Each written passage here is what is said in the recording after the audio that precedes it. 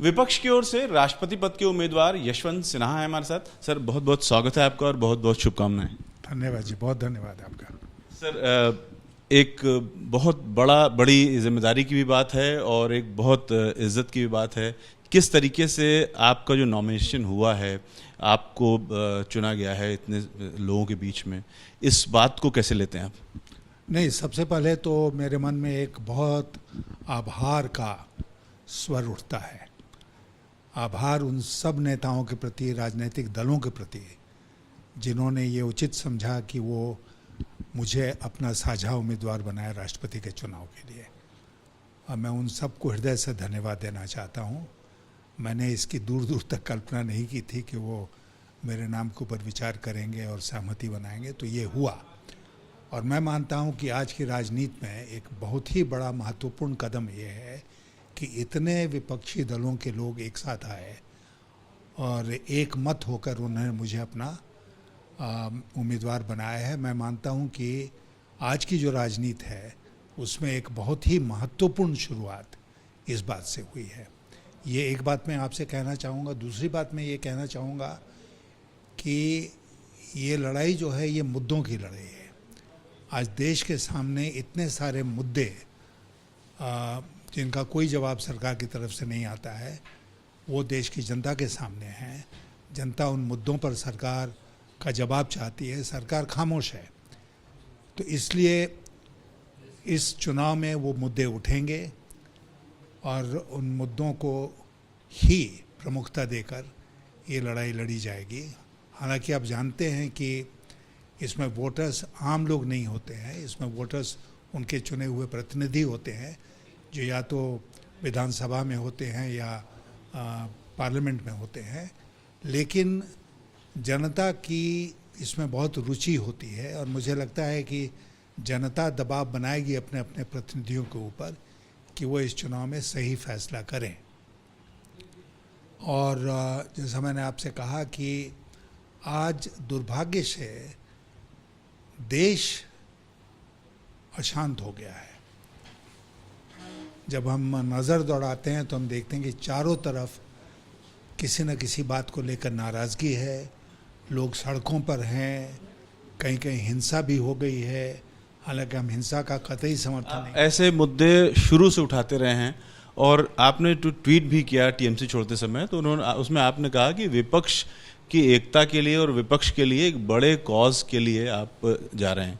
तो राष्ट्रपति चुनाव और विपक्ष को मजबूत करना, क्या ये कंट्राडिक्टरी नहीं है या आपको लगता है कि ये इसमें सिंक है? एक ही वो श्रृंखला के भाग हैं।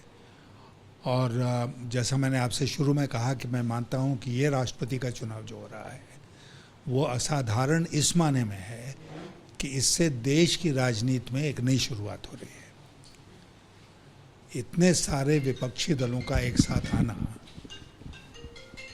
और एक साझा उम्मीदवार खड़ा करना अपने आप में बहुत ही महत्वपूर्ण बात है।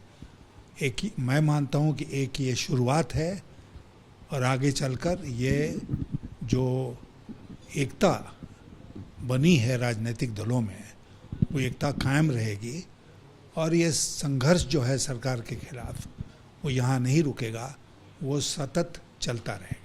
ये सिर्फ संघर्ष रहेगा या जीत भी हासिल होगी, क्या लगता है आपको? नहीं, चुनाव में जब आदमी उतरता है तो जीत के लिए ही उतरता है। मैं भी जीत की ख्वाहिश मन में लेकर ही उतरा हूँ और जीत हो इसके लिए हम लोग सब पूरी तरह से प्रयास करेंगे। जितना प्रयास करना होगा वो करेंगे, कोई कसर नहीं छोड़ेंगे। और मुझे पूरी उम्मीद है कि अभी तक के जो जितने इंडिकेशंस हैं उसमें ऐसा कहीं नहीं लगता है कि हम संघर्ष में नहीं हैं। हम हैं और संघर्ष को और आगे बढ़ाएंगे। अभी तो शुरुआत ही हुई है। क्योंकि अगर पूरे विपक्ष को एक सच में हो जाए तो आपकी जीत संभव है, ये मानी जा रही है। तो लेकिन 2-3% का ऐसा वोट है जिसके लिए बीजेपी कोशिश कर रही है कि वो उनको मिले ताकि 51% से ज़्यादा उनको वोट मिले। तो ये जो वोटों की कमी है उसको कैसे दूर करेंगे? क्या जेडीयू से कोई बात हुई है? जेडीयू आपका साथ? कुछ आपने जैसा कहा कि कुछ ऐसे वोट बैंक्स हैं जिसको बीजेपी भी अपनी तरफ करना चाहती है और हम लोग भी अपनी तरफ करना चाहते हैं। तो ये प्रयास रहेगा कि वो वोट हमारी तरफ आए और इसके लिए जो कुछ भी करना पड़ेगा वो हम लोग करेंगे। कुछ साफ हुआ है अभी किन लोगों से आप बात करेंगे इसके लिए? सबसे बात करेंगे, बीजेपी के लोगों से ही बात करेंगे। जेडीयू से कोई बात हुई है? अभी नहीं हुई है, होगी। तो फाइनली आप चूंकि राष्ट्रपति पद के कैंडिडेट हैं, तो जनता से आपने एक बड़ी बात कही कि जनता इसमें प्रत्यक्ष शामिल नहीं है, फिर भी जनता अपने नेताओं पर दबाव बनाएगी। तो ये जनता से आप क्या अपील करेंगे इस चुनाव के लिए? मैं ये अपील करूंगा जनता से कि इस चुनाव को एक असाधारण चुनाव माने।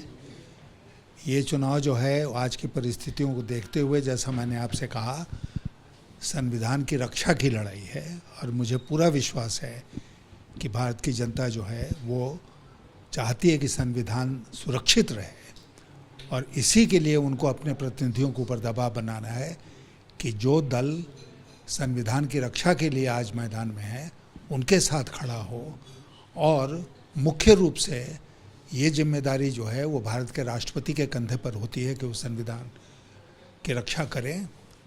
इसलिए ज़रूरी है कि राष्ट्रपति भवन में कोई रबर स्टैंप नहीं जाए। यही मैं पूछना चाहूँगा कि आपको क्या लगता है कि पूरा विपक्ष आपके नाम पर सहमत क्यों हुआ? नहीं, विपक्ष, मैं मानता हूँ कि विपक्ष सही की सोच सही है, सही दिशा में वो लोग सोच रहे हैं और मैं एक प्रतीक हूँ उसका। I am just a symbol. तो विपक्ष की उस लड़ाई को लड़ने में मैं कंधे से कंधा मिलाकर उनके साथ खड़ा रहूँगा। द्रौपदी मुर्मू जो कि एनडीए की ओर से प्रत्याशी हैं, उनके लिए आप क्या कहेंगे?